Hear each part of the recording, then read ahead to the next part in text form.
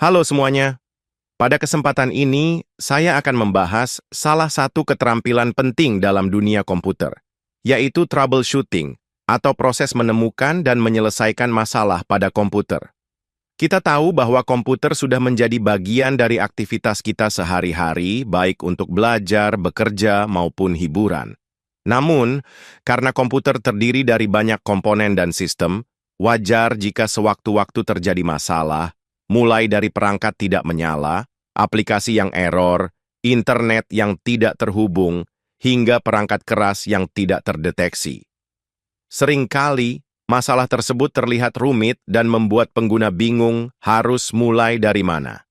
Padahal, jika kita memahami langkah-langkah troubleshooting yang benar, sebagian besar masalah komputer sebenarnya bisa diselesaikan secara terstruktur dan aman. Troubleshooting sendiri bukan hanya memperbaiki kerusakan, tetapi juga melibatkan kemampuan mengumpulkan informasi, berpikir logis, menguji teori, dan menentukan solusi yang paling tepat. Dalam video ini, saya akan menjelaskan proses troubleshooting dari awal hingga akhir, mulai dari identifikasi masalah, pengujian teori, perencanaan tindakan, verifikasi fungsi, hingga dokumentasi. Dengan memahami proses ini, kita dapat menyelesaikan masalah komputer secara lebih cepat, efisien, dan profesional. Oke, teman-teman, pada kesempatan kali ini saya akan menjelaskan tentang troubleshooting.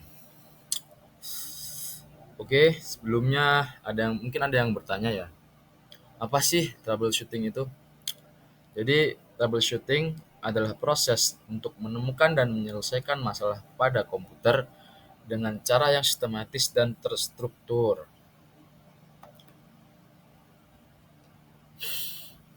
Oke, jadi ada sedikit pengantar ya sebelum kita mulai membahas. Eh, Jadi troubleshooting ini sangat penting dilakukan karena komputer bisa mengalami berbagai jenis masalah, baik pada hardware maupun software. Dengan memahami langkah-langkah troubleshooting yang benar, kita bisa menemukan penyebab masalah lebih cepat dan memperbaikinya tanpa menimbulkan kerusakan yang lain, dan tentunya akan membuat laptop kita atau device kita menjadi lebih baik lah, tidak banyak kerusakan karena kita mungkin sudah tahu apa penyebabnya dan menemukan solusinya. Oke, jadi ada beberapa langkah saat ingin melakukan troubleshooting.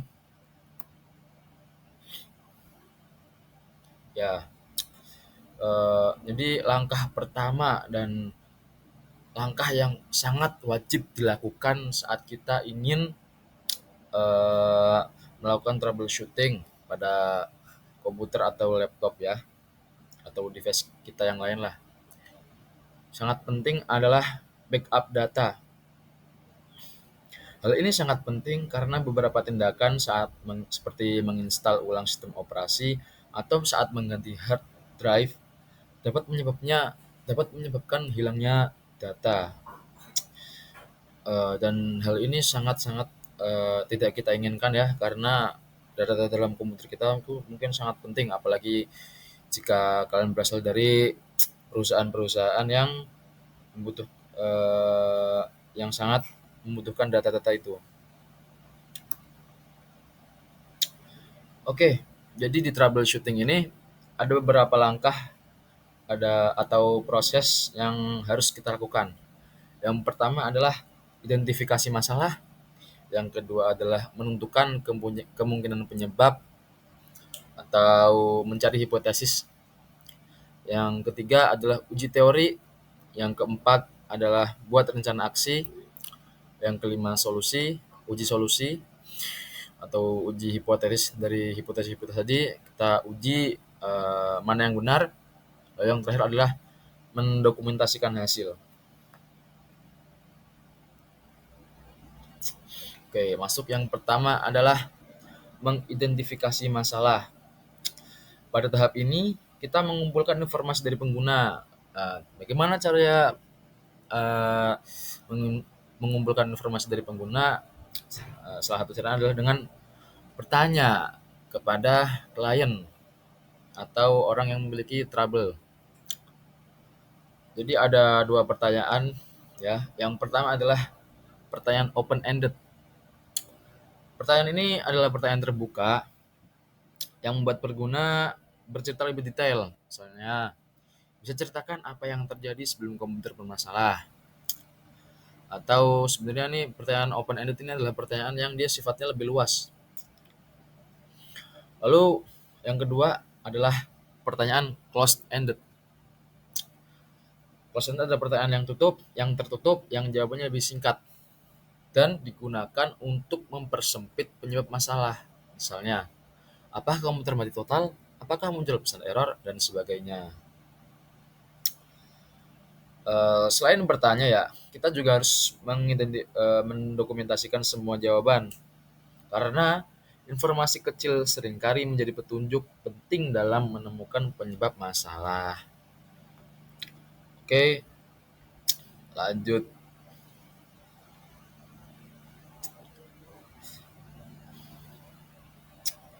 Ya, ini mungkin beberapa informasi yang harus kita tuliskan adalah work order, repair log, dan jurnal teknisi pribadi.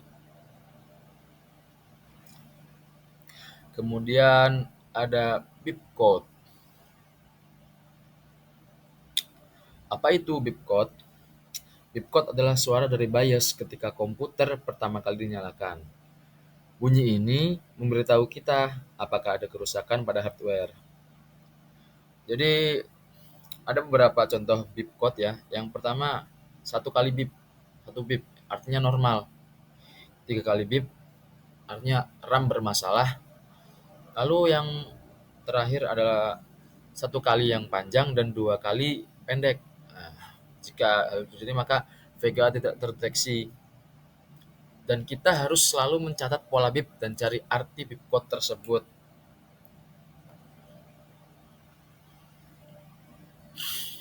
Lalu yang kelima adalah informasi bias. Eh, jadi hal kelima yang harus kita cek adalah informasi dari BIOS. Jika komputer berhenti setelah POS, teknisi perlu masuk ke BIOS. Cek apakah semua perangkat seperti RAM, HDD, CPU terdeteksi dengan benar.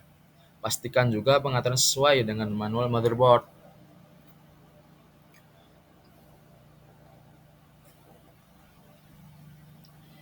Lalu cara yang berikutnya adalah menggunakan alat diagnostik. Apa sih gunanya alat diagnostik ini? Gunanya adalah untuk membantu proses troubleshooting. Kita bisa menggunakan software diagnostik seperti tools dari produsen HDD seperti Seagate Tool atau WD Lifeguard, memory test, CPU temperature monitor, atau menggunakan diagnostik tools bawaan motherboard. Tools ini mengetahui kenapa perangkat gagal bekerja, dan software-software ini dapat memberi kita gambar lebih jelas tentang kondisi dari hardware kita. Lalu kemudian ada event viewer. Jadi Windows, coba balik ke sebelumnya. Ada beberapa alat diagnostik dari Windows, alat troubleshooting dari Windows. Yang pertama adalah event viewer. Event viewer ini berguna untuk menjelaskan apa yang terjadi saat error, error yang muncul kapan, kapan terjadi, sumbernya, hingga tingkat keparahan. Lalu kemudian ada beberapa hal yang dicatat oleh event viewer. Yang pertama adalah masalah yang terjadi, misal jenis errornya apa, misalnya ada aplikasi crash, drive gagal, sistem tidak merespon. Kemudian ada tanggal dan waktu terjadinya masalah. Eh, Mungkin seperti, jadi dia membantu mengetahui kapan error muncul dan apakah terjadi berulang. Jadi apakah error cuma terjadi sekali atau sudah pernah terjadi sebelum-sebelumnya. Lalu ada lagi tingkat keparahan. Biasanya berupa information yang hanya berupa info biasa, warning, potensi masalah, error, mungkin ada masalah yang menyebabkan fungsi gagal, kritikal. error yang membuat sistem rusak atau crash.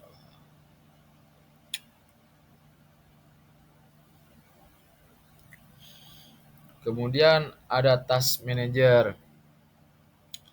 Apa itu task manager? Task manager adalah alat di Windows yang digunakan untuk melihat aplikasi dan proses latar belakang yang sedang berjalan di komputer. Jadi sebenarnya task manager ini adalah sebuah alat di Windows ya yang dia menampilkan kita apa sih yang sedang berjalan di dalam laptop kita yang sebenarnya nggak kelihatan, tapi dengan kita membuka task manager kita bisa melihat aplikasi apa saja yang sedang berjalan.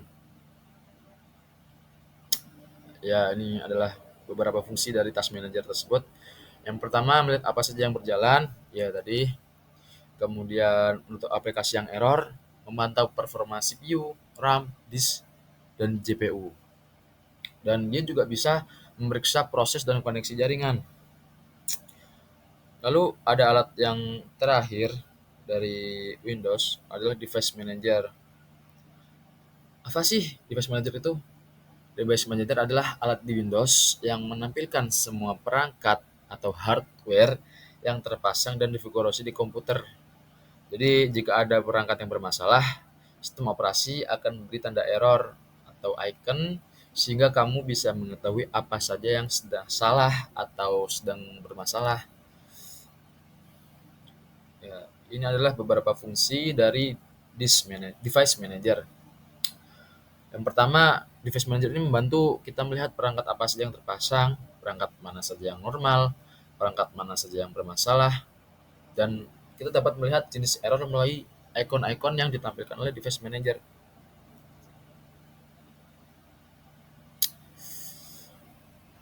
Lalu langkah kedua ya dari troubleshooting ini adalah menetapkan hipotesis atau membuat apa sih kemungkinan apa saja sih yang menyebabkan adanya trouble di laptop kita atau di device kita.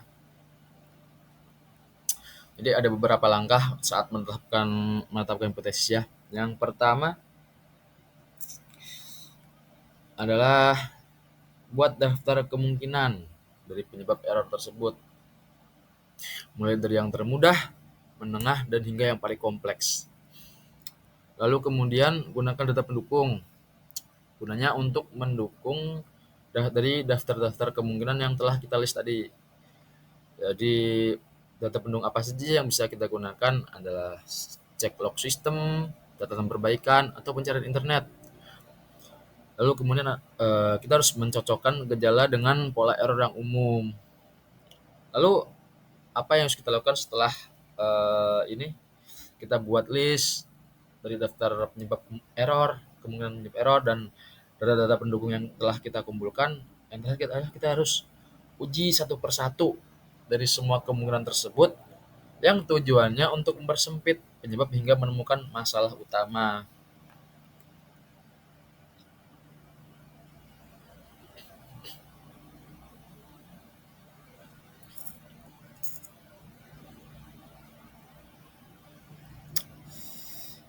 Oke, kemudian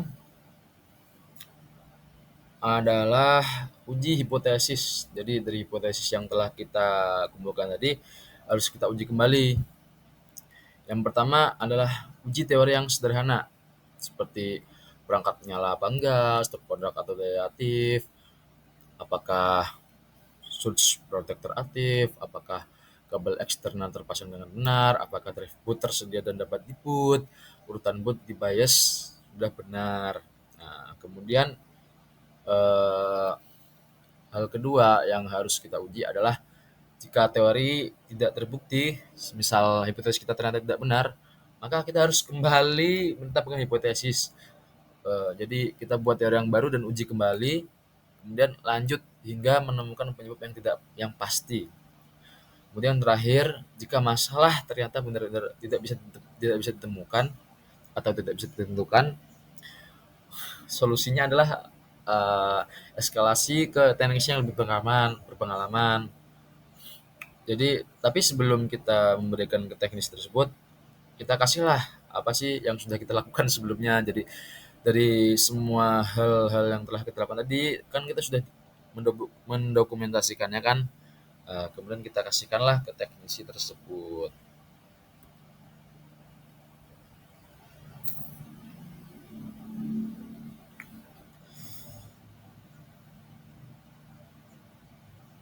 Yang kemudian ada rencana aksi. Setelah kita menemukan penyebab dari hipotesis-hipotesis tadi, lalu kita menemukan penyebabnya, kita harus membuat rencana perbaikannya. Yang sebenarnya urutan dari ini ya, rencana aksi dan penerapan solusi aja 3 doang. Yang paling mudah, yang paling cepat, dan paling aman. Coba salah satu solusi dari yang telah saya sebutkan tadi, kemudian evaluasi. Tapi untuk lebih rincinya adalah eh, ini yang sudah saya tampilkan.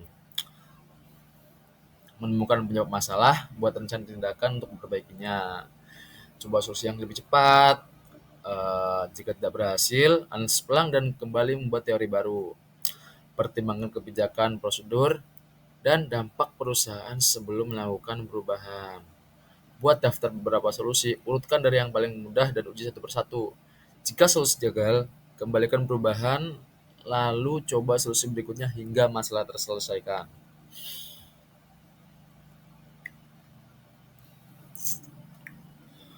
Lalu kemudian adalah verifikasi fungsionalitas. Nah, setelah perbaikan dilakukan, kita harus memastikan apakah sistem bekerja dengan normal dan masalah benar-benar teratasi dan tidak menimbulkan masalah baru. Jadi ada beberapa langkah untuk verifikasi. Yang pertama adalah restart komputer. Kemudian harus kita pastikan apakah beberapa aplikasi, ya kita ceklah beberapa aplikasi berjalan dengan lancar atau tidak. Kemudian cek koneksi jaringan dan internet. Kemudian lakukan tes sprint dari satu aplikasi. Lalu pastikan semua perangkat yang terhubung berfungsi dengan baik. Lalu yang terakhir dan paling pasti adalah pastikan tidak ada pesan error yang muncul. Kemudian dokumentasi. Ini adalah langkah terakhir dari langkah-langkah troubleshooting. Jadi ada beberapa hal yang harus kita catat saat mendokumentasi. Yang pertama adalah deskripsi masalah. Lalu langkah-langkah apa sih yang kita lakukan saat menyelesaikan masalah tersebut. Lalu yang terakhir adalah komponen-komponen yang kita gunakan saat melakukan troubleshooting. Oke, terima kasih teman-teman. Semoga bermanfaat. Saya akhiri dan sampai jumpa.